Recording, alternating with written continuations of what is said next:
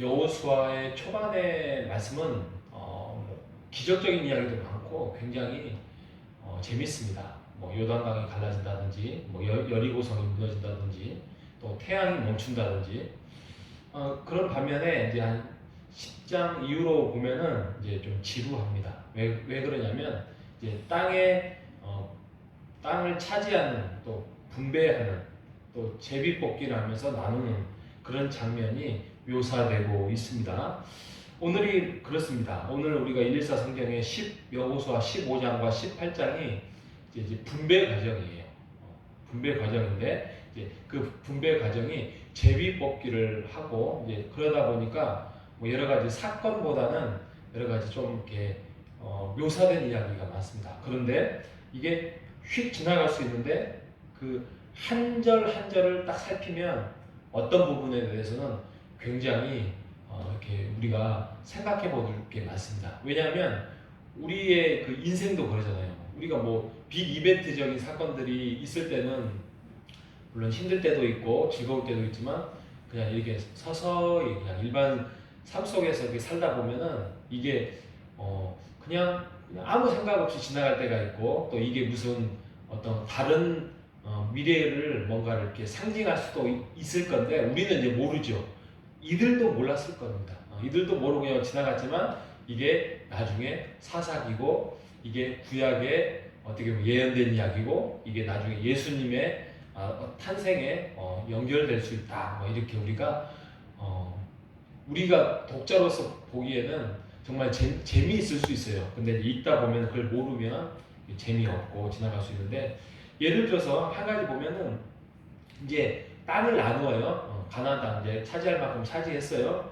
차지했는데 땅을 나누는데 제비뽑기를 하는데, 제일 먼저 제비뽑기에 당첨된 사람이 누구냐면 유다 지파예요. 유다 지파. 생각을 해보세요. 먼저 보면은 뭐 가장 뭐 힘이 있는 사람이나 아니면 장자가 먼저 제비뽑기를 해야 되는 건데, 장자는 이제 루벤 지파죠. 맏형이 해야 되는데 갑자기 유다 지파라면 네 번째이죠.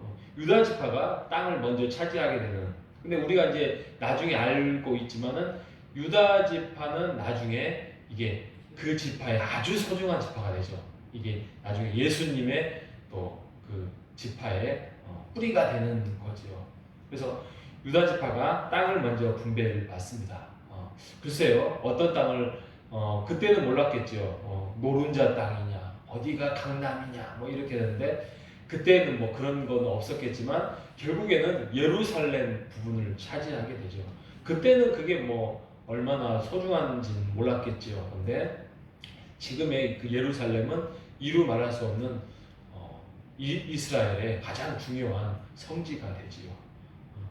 그리고 15장 또 후반부에 보면은 이제 그 유다 지파의 축복을 이렇게 누리고, 근데 문제가 생겨요. 15장 63절에 가면 그들이 그 땅을 완전히는 차지하지 못합니다. 왜냐하면 그 안에는 아직도 가나안의 민족들이 살고 있어요. 그러니까 그들을 몰아내고 그 땅을 차지해야 되는데, 그들은 분명히 하나님의 뜻에 100% 순종하고 나아가야 되는데 쫓아내질 않습니다. 쫓아내지 않고 결국에는 그들과 그냥 더불어서 살게 됩니다. 이게 결국에는 죄가 되고, 이게 올가매는 문제가 되고, 이게 가시가 되고 올무가 되었다라고 말씀을 하고 있습니다. 이게 결국에는 이게 사사기에 쫓아내지 않음으로써의 나타나는 아주 비극적인 운명들을 말할 수 있습니다. 자, 16장에 가면 이제 므낫세 지파, 에브라임, 요셉 지파죠. 요셉 지파가 두 지파로 나눠졌잖아요. 첫 번째 아들이 므낫세고 두 번째가 에브라임인데, 이 사람이 요셉이라는 그 어떻게 보면 요셉의 총리로서 그 야곱의 12아들을 다 살릴 수 있는 그런 중요한 역할을 했기 때문에 축복의 통로가 되고, 결국에는 므낫세와 에브라임으로 이렇게 두 지파로 나눠서 땅을 차지하게 되는데, 땅을 차지할 때는 한 지파로 할당이 됩니다. 그러다 보니까 그들이 이제 불평을 합니다. 우리는 두 지파인데 비록 요셉이라는 한 집안이긴 하지만 우리는 두 지파인데 우리는 왜 한 땅만 차지하느냐라고 불평을 해요.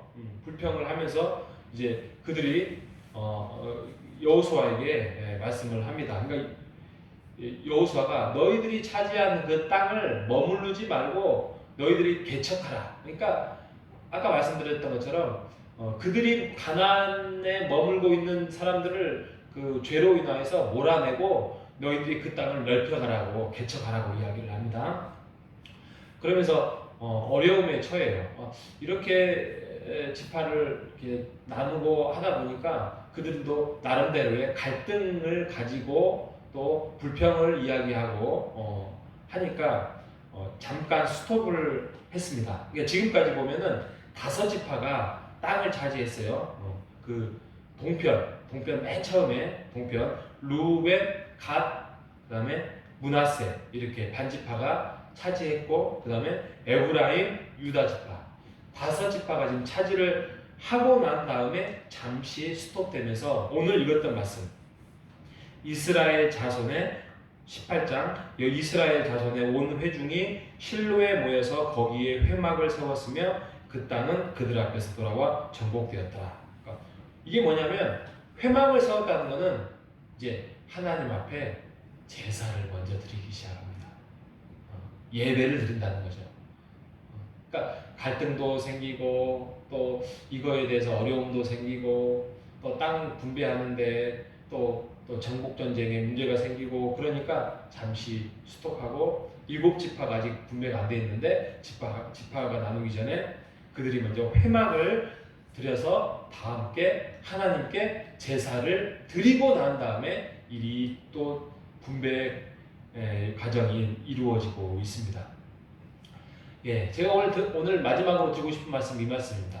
우리가 아무리 이성적으로 이것을 해야 되겠다, 저것을 해야 되겠다 이렇게 하다 보면은 형제간에 다툼이 생길 수도 있고 어려움이 생길 수도 있고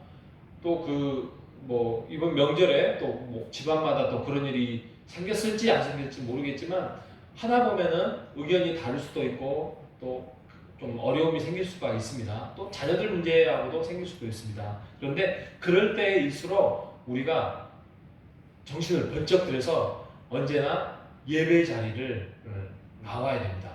예배 자리에 나와서 예배를 드렸다. 이 문제가 아니라 예배를 통하여서 하나님께 나아옴으로써 우리가 우리의 마음을 다시 한번 점검을 해봐야 됩니다. 내가 하나님께 방향을 정해서 올바르게 지금 가고 있는가? 내 인생의 정체성이 맞느냐? 나의 하나님의 이끄심과 하나님의 그런 나의 그거에 대해서 내가 걸어가고 있는데 내가 지금 삶 속에서 나타나는 그 갈등에 내가 혹시 욕심을 부리고 있지는 않는가? 하나님의 약속의 이끄심에 내가 순종하고 있지는 않는가? 그러면서 나의 정체성을 다시 한번 돌아보면 우리가 낮아져요. 또 우리가 내려놓게 돼요. 그리고 현실을 우리가 극복하게 됩니다.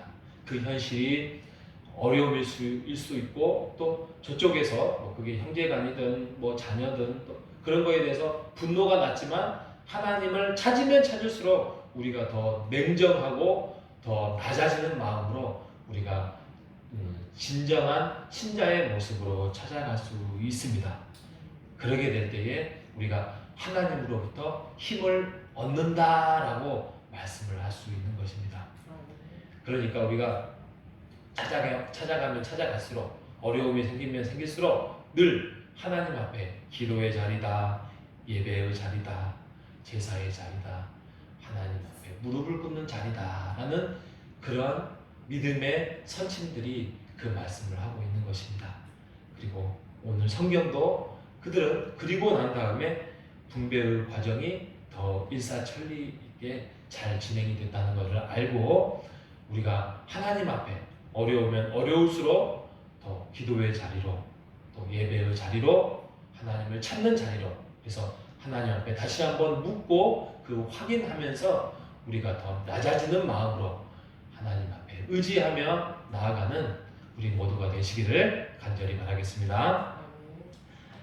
하나님 아버지 감사합니다. 우리가 어려우면 어려울수록 하나님을 찾는 자, 그것이 진정한 신자의 자리임을 우리가 고백합니다.